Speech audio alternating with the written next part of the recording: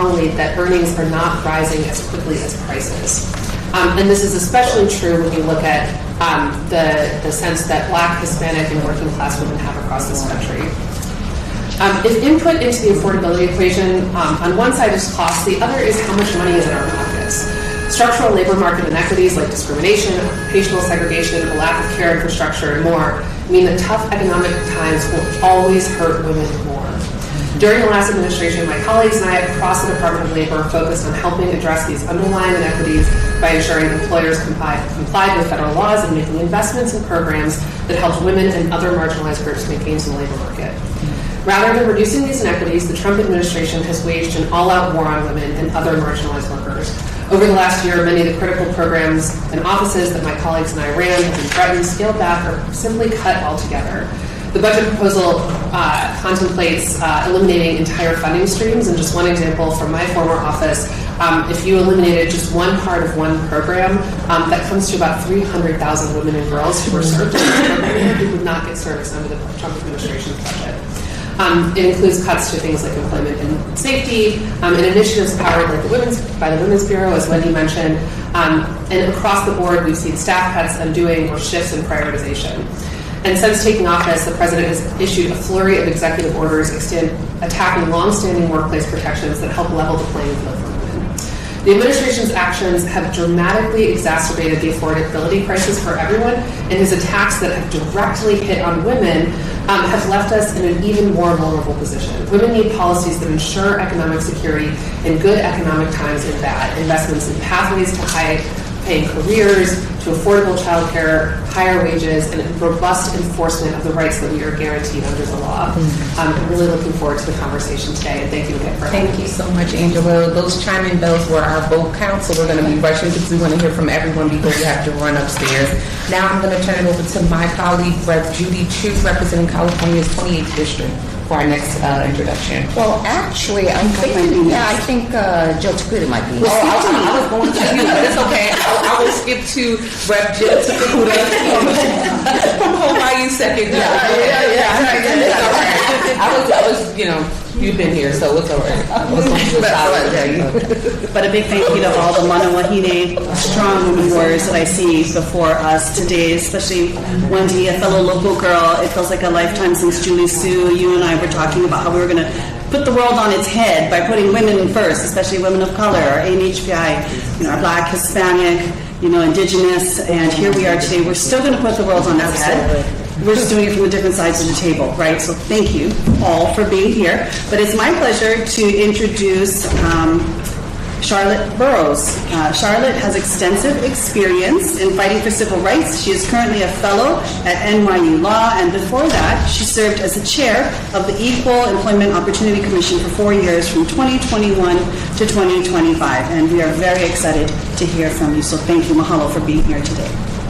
Thank you, and good afternoon. I am so grateful for the chance to talk about the real serious challenges facing working women today. For over 60 years, the civil rights laws have stood on behalf of women, opening doors of opportunity, and the EEOC, where I had the privilege of serving as chair and before that as commissioner for a total of a decade, helped realize the dreams of these women by preventing the shameful sex discrimination that so often creates economic headwinds for women and working families, either directly by denying them a job or denying them equal pay, which is still a very significant problem, or indirectly when women leave a position to escape harassment. And unfortunately, the administration is currently rejecting its role in protecting women's civil rights and ensuring that everyone has a fair and dignified workplace. Rather than pursuing even-handed enforcement of the law, the current EEOC is abandoning that duty and has been instead seeking to enforce the law only on behalf of the politically favored few. I say that because it withdrew from several cases, righteous cases, on behalf of workers solely because they were transgender. It also withdrew from its case, EEOC versus Sheets, long in the making, because the these seemingly neutral processes that were challenged there, disparate impact law, are now out of favor with this administration. And disparate impact, however, has been unanimously recognized by the Supreme Court, has been codified, of course, by Congress in 1991, and is so important to make sure that when there are barriers to equal opportunity that have the effect of built-in headwinds and no legitimate business reason, that they, in fact, can be moved out of the way of working women. EEOC Andrea Lucas is now also personally soliciting charges of discrimination, of racial discrimination from white men, and only white men, even though that is a group that consistently filed very few claims and had very few complaints of discrimination. And there are nonetheless thousands of actual existing claims that are awaiting the attention of that agency. And disturbingly, the EEOC recently rescinded its guidance on harassment that addressed harassment on all bases, particularly sex harassment, which continues to be an urgent problem, as this caucus recognized, and thank you for your letter addressing that. We received over 38,000 public comments on that guidance, took them seriously, reflect them in the final version, and this administration has rescinded it without any opportunity for anyone to weigh in. And yet the problem of harassment has not gone away. Tragically, the agency's civil rights infrastructure also is being dismantled from the inside as it loses more and more staff, and it now has the lowest number of full-time employees in 45 years. So all of this threatens America's hard-won civil rights progress. And I joined out of concern for this with other former EEOC officials, and we have a website, eeoleaders.org, that continues to set the record straight on these issues and also what the actual state of the law is. And so I think our challenge in this 250th anniversary year of the Republic is to remind Americans of our most basic values of equality. And the challenge is to create and remind them of that vision of what we can do together of equal opportunity, equal justice. And so I am so grateful to all of you for continuing to advance that and to meet that challenge. Thank you so much, Charlotte. Next, we will hear from Gwen Wilcox, another trailblazing woman in labor. Today, Gwen is a fellow at the College of Labor and Employment Lawyers. Previously, President Biden reconfirmed Gwen to serve a second term on the National Labor Relations Board. She was the first Black woman to serve on the NLRB and the first Black woman to serve as chair. I must add that Ms. Wilcox holds a JD from Rutgers University School of Law in Newark and a BA from Syracuse University. We appreciate you for joining us today, Ms. Gwen. Thank you so much. It's my pleasure to be here, and I want to just really thank you and both you, Representative McIver and Representative Omar, and the entire Democratic Women's Caucus to invite us here to have this really important discussion, because it's really extremely important that women know that they have advocates for them, and that what's actually being done is being publicized, because that is very, very hard. So as you say, I was, between August of 2021 and January 2025, I was served as a member of the National Labor Relations Board and later as chair of the National Labor Relations Board. So just by way of background, the NLRB is a federal agency that enforces the National Labor Relations Act. That law protects workers' rights to engage in mutual aid, organizing, and collective bargaining. And while I was the first Black woman ever to serve in this position, and the first to serve as a chair. And the rights that the board protects are vital for working women. Studies have shown that women in unions earn about 20% more than non-union women workers, and they enjoy greater access to health insurance, paid family and medical leave, and retirement benefits. For women of color, the benefits of a union are even stronger, as unions close the wage gap and bargain for anti-discrimination protections. The NLRB also protects women workers, both union and non-union, who join together to protest discrimination, sexual harassment, or pay disparities. Today, there are really three major challenges facing the NLRB that will make it harder for working women to exercise and enforce their rights. First, President Trump has jeopardized the integrity and stability of the NLRB. A week after the inauguration day last year, President Trump fired me with more, even though I had more than 3 years of my term remaining. So in the 90-year history of the NLRB, no NLRB member has ever been removed without cause, which is consistent with Supreme Court precedent. I fortunately was able to file a lawsuit challenging my removal, and last March I won an injunction and restoring me back to work. But the Supreme Court used its shadow docket to stay my injunction, preventing me from returning to work. As a result, for almost a year, the NLRB did not have enough members to issue decisions, leaving workers without recourse or remedy in their labor practice cases and making it riskier to organize unions. Also, the NLRB is facing a staffing crisis and a likely budget cut. My removal led to a serious case backlog at the NLRB, and the Trump administration's hiring freeze and attacks on federal workers will make it even harder to resolve pending cases.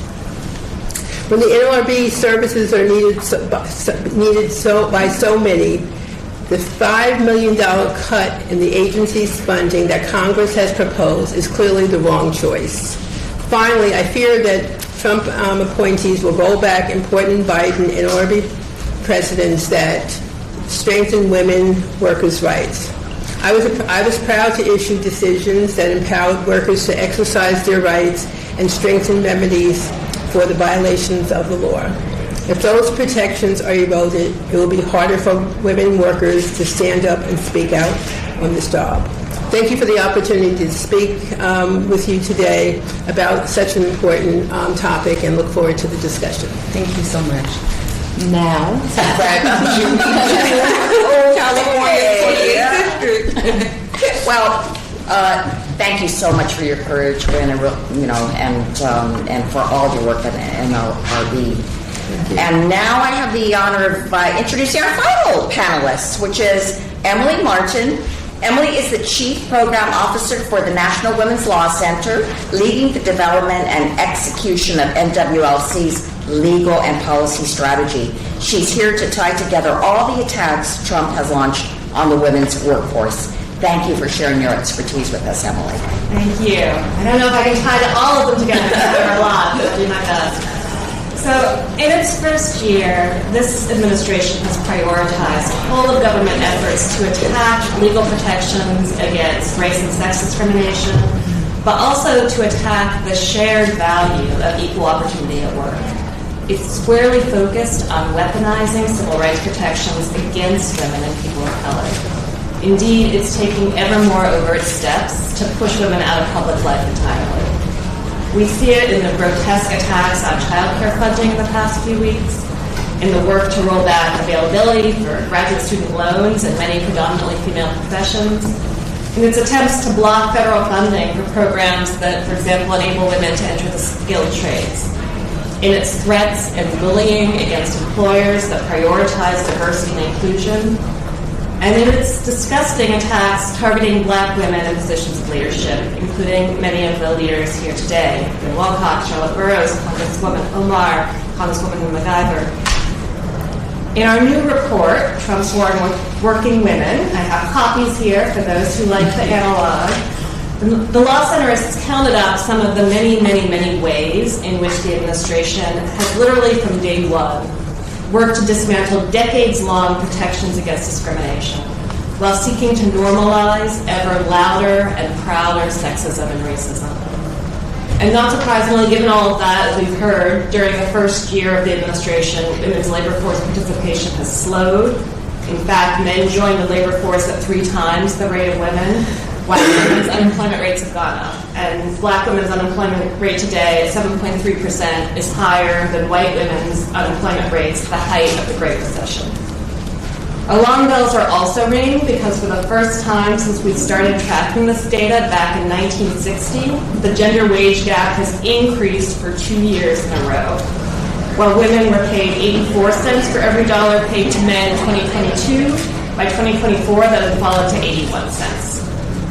But the good news is that this administration's attacks on working women are way out of step with the public. So polling that the National Women's Law Center completed just a couple weeks ago makes it clear. 59% of adults support ensuring that schools and workplaces are diverse, equitable, and inclusive, and that's after a year of the most poisonous attacks on DEI. 75% support moving barriers to women's participation in the labor force. 82% support guaranteeing the right to be free from sex-based discrimination, including harassment at work and at school. And a whopping 61% of adults say that strengthening protections against race and sex discrimination would help them personally and their families. A majority say elected representatives should be doing more on this issue. So this is a kitchen table issue, it's an affordability issue, and the public understands that. They know an agenda that enables women to succeed is part of what all workers and families need to thrive. And that's why, with the National Partnership for Women and Families, the National Women's Law Center is co-leading the 75 million campaign, fighting for the 75 million working women in the U.S., ensuring they know the stakes, and giving them the tools to push back and demand more. We're putting the pieces together and making it clear that these are not one-off attacks, but a coordinated effort to push women out of public life. And a multi-pronged assault needs a multi-pronged response. So we look forward to working with all of you and your colleagues in making clear to working women that solutions are possible and ensuring that these solutions are front and center in Congress. We believe a legislative vehicle that sets out a blueprint for the changes we need is one important step for educating and engaging the public, and we want to be in partnership with you all on that work. Because a renewed commitment to women's ability to succeed at work is a critical part of rebuilding for a more prosperous economy and a stronger democracy. Thanks. Thank you, Emily. We're just really grateful that you all have decided to share your wealth of knowledge and expertise with us today. I will kick off the first question while my colleagues take their votes and come back. Through all of your experiences in the Biden administration, what lesson did you learn about how to best support women before, during, and after an economic shock like a recession or a public health crisis? Maybe we'll go down the line. We'll start with you. Sure. I remember very keenly, and obviously in my personal work, I've always felt that when you center those that are most impacted, you're actually going to create a solution that works for everybody. So the memory that will always stay with me is we were fighting to expand funding for supportive services through a lot of the Women's Bureau's work, Department of Labor's work, and then across the entirety of the administration as we were building all of these infrastructure jobs. And they were in demand, right, for workers, but very hard to get to work, very hard to train for a new job unless you have the kind of wraparound support. So what we observed is that, by centering women's needs, women are only, for example, 4% of the skilled construction trades. We were working very actively to change that. But by centering women's needs for things like childcare, very early hours, right, when there aren't many slots open, not many places open, we actually solved the problem for many of the men in the construction trades, and they would say it. They said, yeah, I struggle with childcare too. I can't make it, to drop my kid off and then make it over to the work site. So again, by centering those that are most impacted, you're actually going to create solutions for everybody. Yeah. Thank you for that understanding the child care issue. That is certainly such an important issue. As a decision maker, we have cases that came before us that, and as I said before, these cases, we have to enforce the law based upon the facts and using our expertise. But in one particular case, there's a couple cases I will mention because we actually did try to really enforce the act, and it's an act that is it's to protect workers. It's not a neutral act. So there was one case, Thrive, that I particularly feel very pleased about because it expanded the remedies that employees can receive if they are unlawfully retaliated against. So that they don't have to bear all the costs of the employer's violation of the law. So after the Thrive decision issued, any unlawfully fired worker wouldn't just get reinstatement and back pay, but she could also be reimbursed for medical bills, for after losing health care coverage, credit card fees, and costs associated with missing rent payment.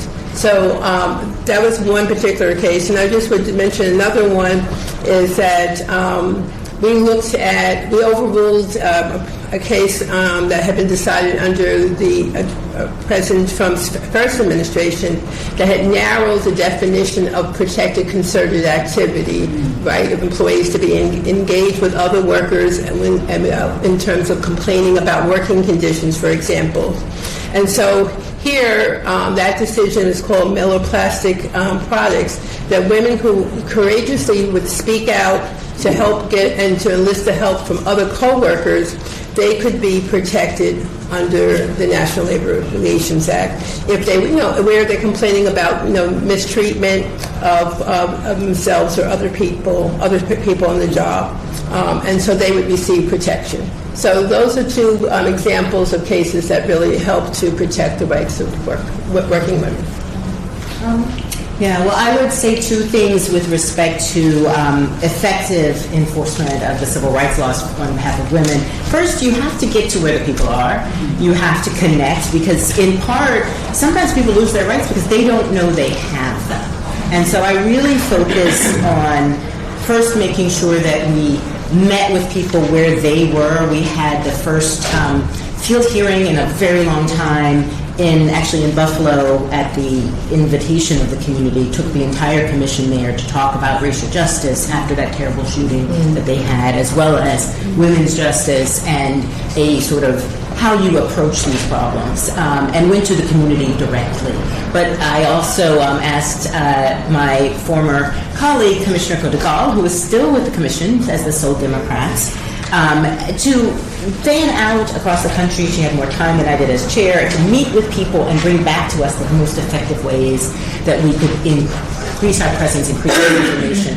And that led to a number of initiatives and also just getting the word out. The other thing that I did was to look for allies, if you will, for force multipliers. There are always going to be people of good faith, many of them employers, who want to do the right thing if you tell them. So what we did was to try to do things like the harassment guidance. I did a number of reports on women in construction and the problems there, on the extreme lack of diversity in the high-tech industry. What we found looking over a decade, actually two, of data was that women's representation in the high-tech industry, although it was growing, looked the same in 2022 as it did in 2005. In terms of percentages. But I could use that to go to CEOs, to go to Silicon Valley and say, look, you've got to do better. And that was, both of those things we found effective because as much as you can try with the traditional tools alone to move things forward, you need to think bigger and more creatively in order to really move the needle, particularly with a small agency. When I think about the pandemic and the recession that followed, so much of it exposed how fundamentally the labor market does not work for working women, right? Overnight, we saw it bottom out. We saw millions of people lose their jobs, especially women. And I think stunningly and helpfully, we also saw that this country could both stand in the void and could afford to do so, right? Like all of a sudden, all the things that we've been told for many decades we couldn't afford, we couldn't do, like give women money, give more money for childcare, expand unemployment insurance to the people who haven't been covered by it, including service workers or at-risk workers. All of a sudden, those things were possible, and it really sort of like, for me, clarified that those things are not a matter of whether the policy is feasible, it's whether there's will behind it, right? And you know, the tragedy, of course, there is that many of those things have receded in the subsequent years, but I think knowing that those things are possible is really important. And then I would say in the administration, even though the authorization for many of those programs expired while we were there, the spirit of what we were trying to accomplish did not. I think one of the things that I really always appreciated about working with the Department of Labor is that we always had the people who were most marginalized in our workforce at the center of our work. For example, I worked a lot on apprenticeship programs. As Charlotte mentioned, women working in the skilled trades, it's like not a huge number of people. Apprenticeship programs we talked about is like something that would really help women raise their wages and get stronger employment, ideally be in a job that's unionized. And there's like 7% of women who are in these jobs. It's very low. And so they're not getting the benefits of that. And so as we were working on policies to advance these types of opportunities for women, it really was focused on how do we improve access for women, for people of color, making that an explicit goal of how we were thinking about the program, because without that it doesn't happen, and we know that because we have decades and decades and decades of evidence that it hasn't worked unless you really have that concerted focus. So I think really just thinking about the ways that government can show up for women is really important, and a deep lesson that I take away from the administration. And to Wendy's point, that only really happens if you're thinking about the specific harms that women face in the economy and then working through public policy to address them.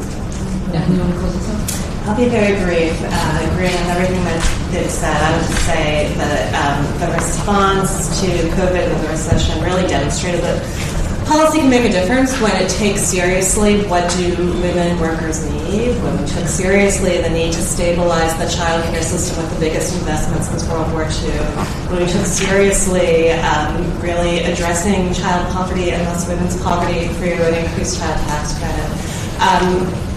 Those sorts of investments allowed us to come out of that recession more quickly and more equitably than has been the experience ever before. And so, in this moment, remembering those lessons as we are losing, have lost many of those investments, I think is critical for us all to keep reminding everyone that we know how to do it better for everybody.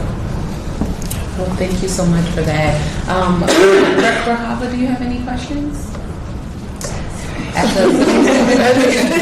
Try not to cough. No, I just want to thank you so much for all of your leadership and for focusing the attention where it needs to be. I think this administration is providing us with a bevy of distractions on, we're going to cut this and we're going to cut that, and it's the importance of focusing on this issue. I think when we focus on working women's issues, we're going to raise we're going to raise the attention for every marginalized community. But when I was on the Pima County Board of Supervisors, we invested $10 million in preschool, and it was the same situation where we were focused on no one else is going to do it, we're going to do it. And we had our public schools, all of our employers in the area, and families in general saying, you've opened up the opportunity for us to be able to be a two-income household now where that wasn't an option before. And so I just think that I appreciate the DWC for gathering us together, and for each of you for taking the time to be here. Each one of you are just heroes and pioneers in so many different ways. And so when we were running back and forth, I'm like, please come back and take a group picture. So many of you, so thank you so much. Thank you, Rep. Rep. Saputo, any questions? Yeah, thank you. I apologize for running back and forth. It looks like they just got their votes. So not Thank you. I just have two quick questions because I don't think we have too much time right now. One, what is the first thing that we should do when we get gavels back in our hands? The very first thing, knowing all the rollbacks, the setbacks, but more importantly, where we want to be. What's the first thing we should do with gavels back in our hands? And two, because I'm tired of waiting. What can we do right now? That's the biggest question I get in every town hall is I don't want to wait. I don't get to vote in Congress, but I want to do something. So tell me, what can we do right now, so that we can actually support women in the workplace? Now and when we get gavels. We'd love to hear your thoughts. I mean, this is not a, and I don't know whether this is really an immediate issue, but the staffing of like the NLRB is so important because the backlog in cases, because for a year they only issued 18 decisions. Those were the 18 days that I came back before the Supreme Court said I could not be there. So the board went down to 2 board members, so you can't issue decisions. It went down to 1. So and so that in order to take care of that deficit in decisions, the agency needs funding, and so to have a proposal on the table for a substantial cut, that is really one of the things that really is very important to have forward. And then the agency would be in the position, hopefully, to be able to, I know there's a hiring freeze, but they would need really more staff to be able to get these decisions out because people are waiting for them. Emily, want to chime in? I would quickly say right now, in a moment where the news is overwhelming, the role of each of you as connectors of dots and translators of what does this mean for working women and the folks who depend on them, I think is critical because it can just seem like a lot of random things going on. And so drawing those connections, I think, is really important for helping people understand the problem, which is the first step to solving it. And when you have gavels in hand, I think both oversight and calling private companies to account, because we are seeing an attack on core civil rights principles under the heading of going after illegal DEI. And so there, yes, again, part of it is communicating with the public what this means, but part of it is looking to see what this administration is actually doing and making sure employers know that they still are bound by the law, and that they are exposing themselves to liability and vulnerability in lots of ways if they take this invitation to throw out the commitments to diversity and equality that we as a country believe in. Thank you so much. On behalf of all of us of DWC, we want to thank you all for being here, and thank you so much for sharing your expertise. Jill, let's you all are champions, and we are with you. So thank you. We're going to get a quick picture. Thank you so much. You didn't say it there. Oh, okay. We'll go over there. You're coming to us. And then one stack will send it to all of us. So let's just look straight at the green. Look at the green. Okay, straight at the green. All right. And like you move that way. Yeah. Thank you. Good picture. Okay. Good. Thank you. Thank you so much.